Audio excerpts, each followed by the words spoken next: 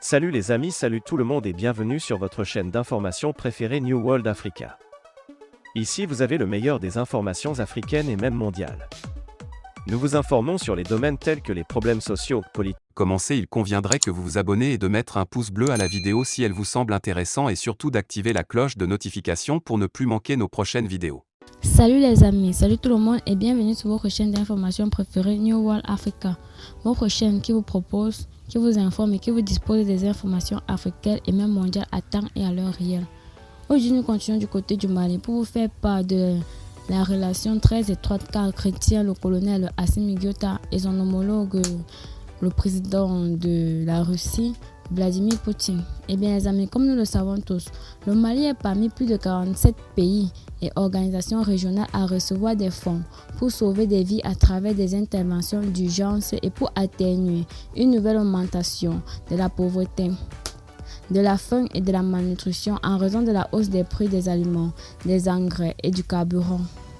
La hausse des prix des aliments, des engrais et du carburant au Mali et dans toute l'Afrique subsaharienne nuit à plusieurs Maliens et leur rend la vie plus difficile. Cette hausse des prix aggrave les problèmes de développement et les urgences humanitaires. Dans le cadre de la contribution de 27,76 milliards de dollars récemment annoncée par le gouvernement américain pour faire face à la crise alimentaire mondiale, l'Agence des États-Unis pour le développement international, à noter USAID, prévoit de fournir 32 millions de dollars, c'est-à-dire des nouvelles ressources au Mali pour protéger la population vulnérable de l'esclavage, de la crise exacerbée par l'évasion provoquée et injustifiée de l'Ukraine par la Russie. Alors que Vladimir Poutine a pris la nourriture en otage et a aggravé ses problèmes, les États-Unis mènent un effort mondial pour lutter contre l'insécurité alimentaire causée par l'attaque inadmissible de Vladimir Poutine contre l'Ukraine.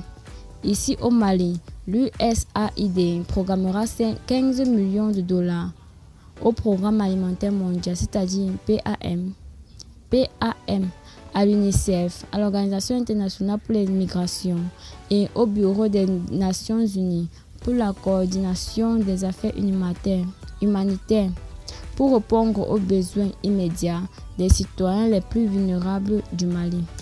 Ce financement humanitaire d'urgence contribuera à faire en sorte que les populations touchées par la crise puissent satisfaire les besoins alimentaires de base grâce à des transferts monétaires et des dons alimentaires, couvrant près de 200 000 Maliens vulnérables, dont 40 000 déplacés internes.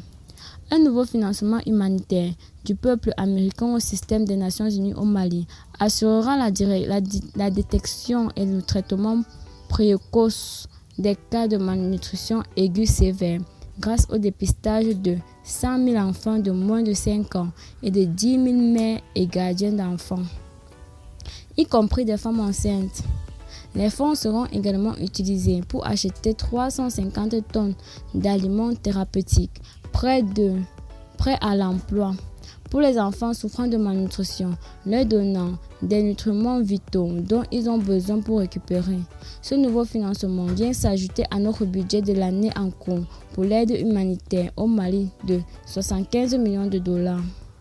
Ces fonds renforceront le système d'alerte précoce du gouvernement pour la sécurité alimentaire tout en intensifiant notre soutien existant au système de santé au Mali et aux agents de santé communautaires alors qu'ils détectent et traitent la malnutrition.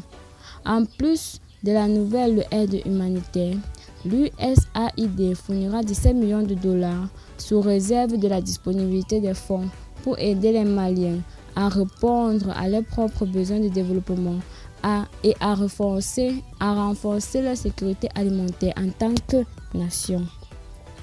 L'USAID soutient l'agriculture au Mali depuis 1961 et finance l'agriculture via Feed the Future depuis 2013.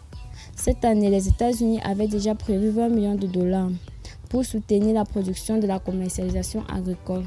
Ce nouveau financement agricole de 17 millions de dollars atteindra 300 000 ménages maliens supplémentaires, élargissant la portée géographique de l'impact du programme Feed the Future actuel à Sikasso, Koutiala, Bougouni, Mopti, Biandiagara, Douenza et Tombouctou.